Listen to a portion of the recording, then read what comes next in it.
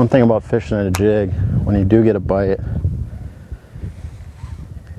you need to wait for the fish to take it in. You'll feel, a lot of times you'll feel them grab the plastic. You need to give it to them a lot, just like fishing plastics. You need to give it to them. Wait till they have it. You'll start to feel more of a solid feeling. That's when you set the hook. Sometimes you'll feel them take it in all the way. You'll feel them tap, tap, tap, and then kind of a gulp. If you do set too early, throw it right back in there. A lot of times you'll catch them still. If they're just grabbing onto the tail, you don't get a hook in them. A lot of times they'll take it if you get it right back there.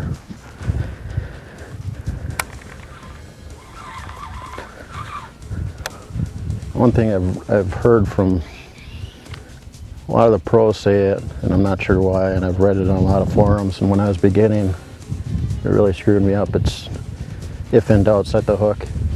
That's not something I'd recommend for beginners. It's there's some truth to it, but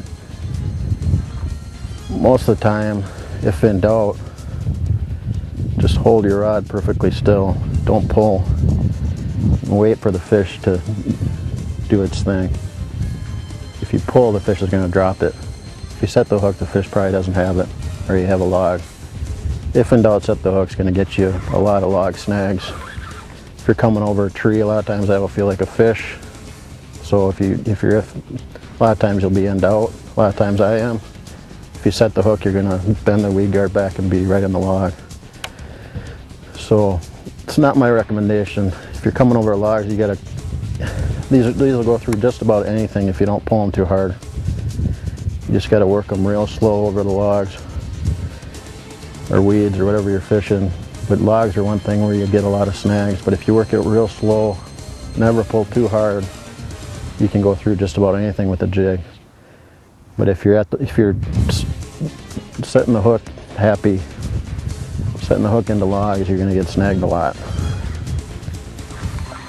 Best thing, if you feel something you're not sure, just wait. The fish isn't going to, rarely will drop it. You're going to lose more fish by pulling it away from them than waiting. Most of the time I'm out fishing, I'll have two boxes of jigs. Some lakes I know one color will produce, and I'll narrow down to just those colors, but my two main colors are black and brown. So I have a box of brown, box of black.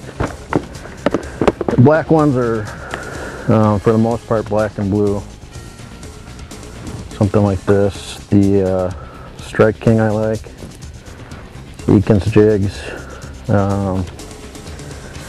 Whole variety here. For brown, I'd include,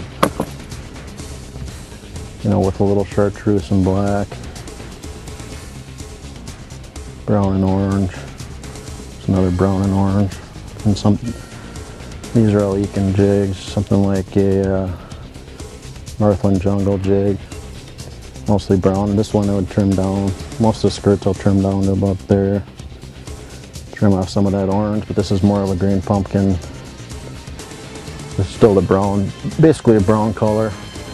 And the only other color I carry, really besides brown and black, would be white, and I hardly ever use those. Once in a while I'll use these, and I have a couple of swimming jigs that are chartreuse blue for panfish imitators. And then your blacks are basically black and purple. You can see this is more of a standard head shape. That's your standard jig. This is a Strike King. You see it's got a heavier weed guard.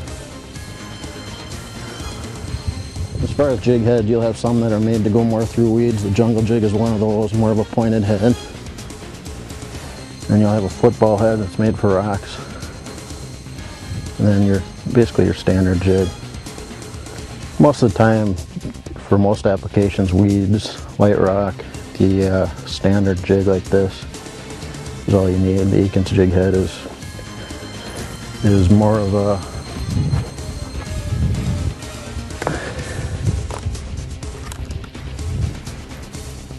standard Eakins jig. Also is just like a standard head. Nothing too fancy. These come with or without rattles. As far as trailers, I think it's it's a lot of personal preference and confidence. There's a lot of different brands that'll work. Pack-a-craw happens to be one that I like. As you can see, threaded all the way on. That's what I'm using now. For crawling along the bottom, I like the full.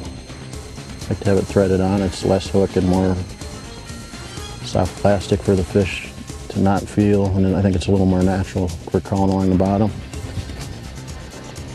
If I'm fishing more vertical, a lot of times I'll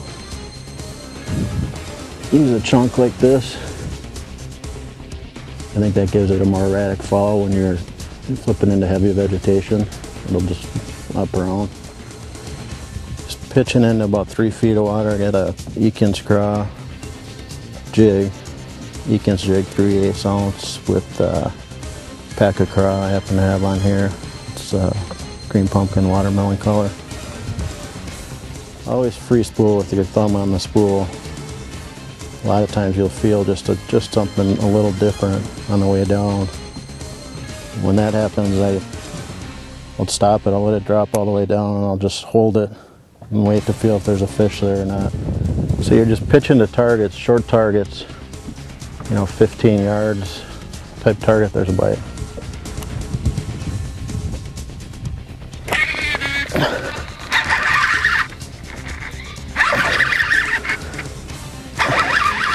You got to get them out pretty quick on this stuff. This is 30-pound line that I'm using. That's a pretty decent one.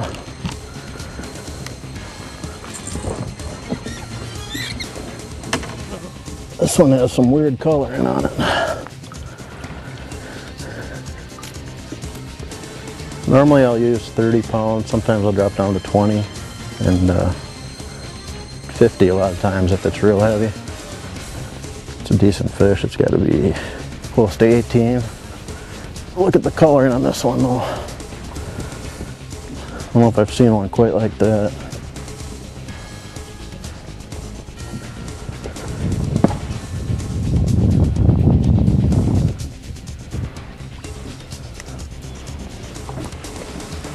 The MSRD board.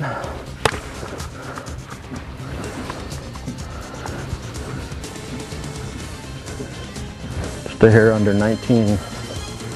That's a good fish. Nice stump right here. It's only about 10 feet away here. It's got some roots that go out. You can kind of see, I can feel them down there. There's one. Wait for him to take it.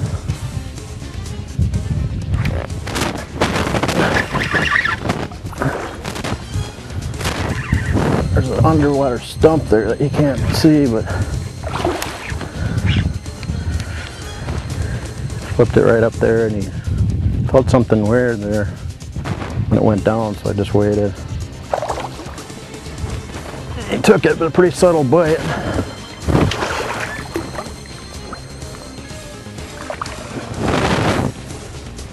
There's another good fish.